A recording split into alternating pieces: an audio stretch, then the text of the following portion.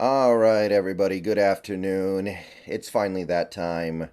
We got to talk about the schedule. Once again, if you want to see my live reaction to the first time looking at our schedule for 2023, then please go watch the stream that I did with the Hawks Nest last night over on his channel.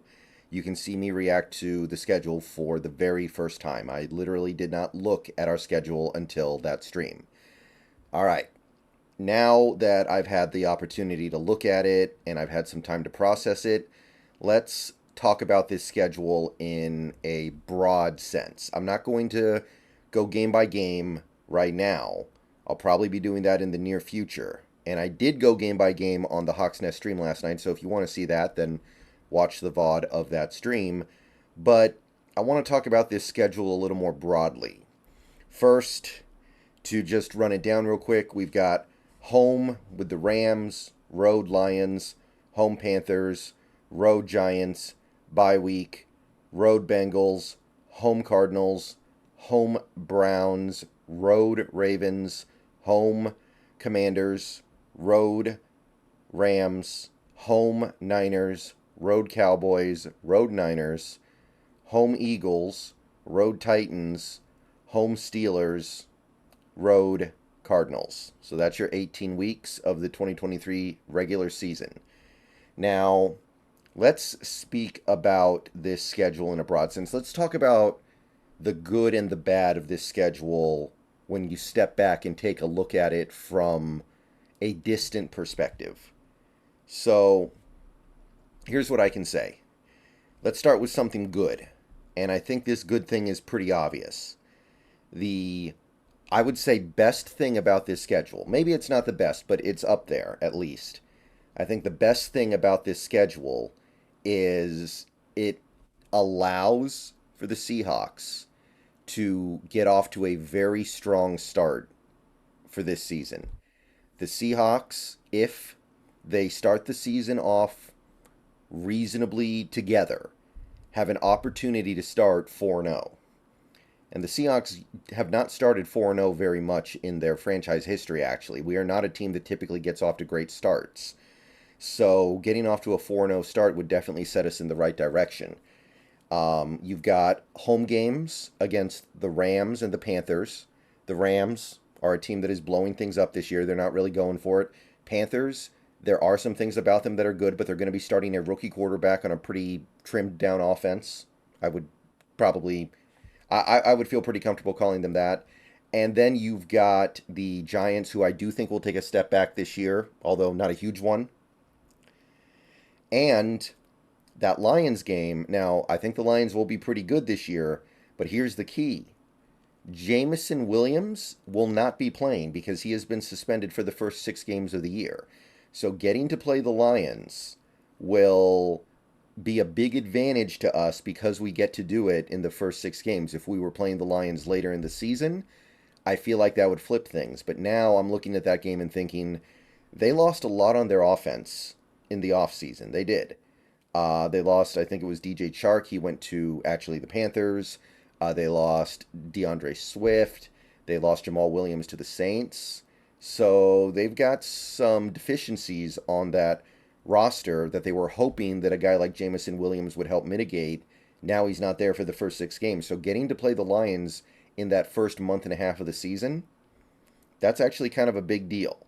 So that is an opportunity to very reasonably, not guaranteed or anything, it's not going to be easy, but very reasonably start 4-0.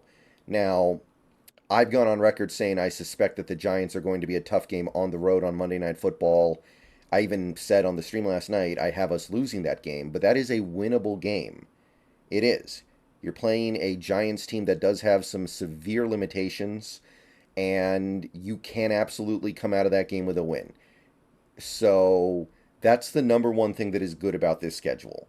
It's, well, maybe not the number one, but one of the things that is great about this schedule. We have the opportunity to get off to a hot start going into that bye week. And that would have to be one of the negatives about this schedule. So let's talk about that for a second. We have a week 5 bye week.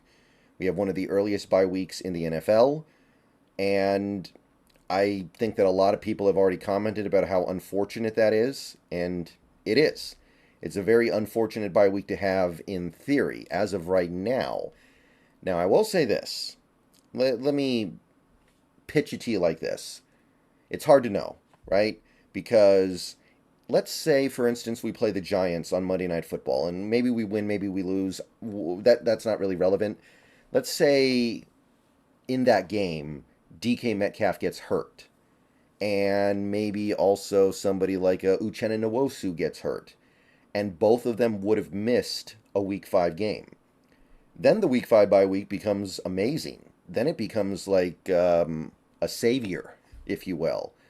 So it really just depends what happens in the first 4 games with these players. If we have a bunch of September and early October injuries, we're going to be very happy that we have the early bye week because it buys us a little bit of time. But obviously we can't know that until the season starts. So for now, yeah, it's a crummy bye week. All right. So let's loop back around and talk about something else that's good about this schedule. And just like I said a minute ago, you know how I said that this schedule gives us a reasonable opportunity to start 4-0? It also gives us a very clear path to going 3-0 at the end of the season. We get 2 of our softest road games of the year. We're going to Tennessee to play the Titans that are by and large rebuilding. And we're going to Arizona to play a Cardinals team that is going to be going through kind of a weird season of themselves because they don't know what they're doing at quarterback. They have a new coach. They have a real deficiency on their roster in general. They lost maybe 2 of their best players last year. I think you can make an argument that their 2 best players last year were J.J. Watt and Zach Allen. Both are gone. And you're getting a home game against a Steelers team that should be decent. And I'm going to say it right now, don't count them out. They always find a way to at least be decent. And I don't think they're going to be an easy win by any stretch. But you are getting them at home. You are getting them after a 3,000-mile journey across the country. And you are getting them in what will probably be not great conditions with Tiny Hands Kenny Pickett. So it's at the very least set up to be a winnable game. So not only are we set up to where we can go 4-0 at the start, we're also getting set up so we can go 3-0 at the end. And bookending your season like that, pretty good. That's going to not only let you get off to a hot start and feel good about yourself, it's also going to let you get off to a good finish and roll hopefully into the postseason feeling pretty good about yourself.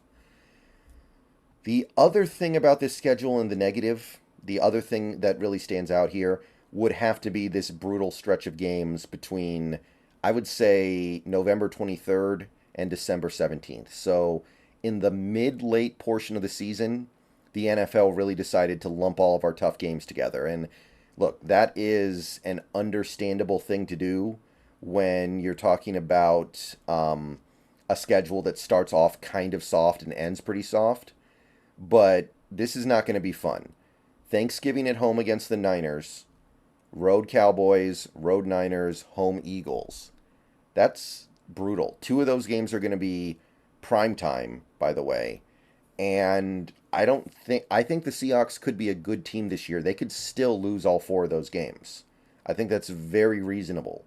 I think they might even be underdogs in all 4 games, justifiably so. Now, we're going to have to see what those teams are by that point in the season. Those teams could be battling a ton of injuries. Those teams could be having a lot of problems. But as of right now, it looks like a really bad stretch. And we kind of have the inverse effect of what I was talking about with Jameson Williams, where I said getting to play the Lions in week 2 is a big advantage over playing them after their 6th game because they'd get him back. You're playing the Cowboys here, that means they're going to probably get Tony Pollard back, and they're going to actually have a good running back. They're going to have a legitimate running game. That I could sway this game. I think we can win it. I think it's probably the most winnable of these 4 games, personally. But we are talking about a Cowboys team that has a very good defense at the same time that may have just fixed their biggest problem with a questionable but nevertheless maybe necessary draft pick. It's going to be primetime Thursday night football, so we're going to be the road team on the short week. That is never a good thing. It's always better to be the home team on the short week. And the Niners are a team that can absolutely attack our weaknesses more than almost any other team in the league. And the other team in the league that might be able to attack our weaknesses really well would be the Eagles. So you put it all together, this is going to be a brutal 4 weeks. Some people are rolling the Rams game into that because we play the Rams and they're a division rival right before we play the Niners. But I think that Rams team is going to be so discombobulated this year. I'm not that worried about it. I'm just not. Like, if I'm going to be worried about playing this Rams team that might win like 3 games this year, then we have much bigger problems. All right. So that's the other major negative about this schedule. Looking for one final positive, though, just so we can end on a little bit of a good note here.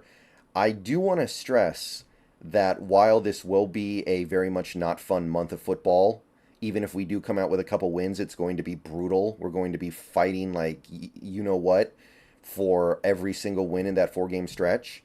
The rest of the season is meted out pretty reasonably. Like we've got this Bengals game right between 2 pretty reasonable stretches, right?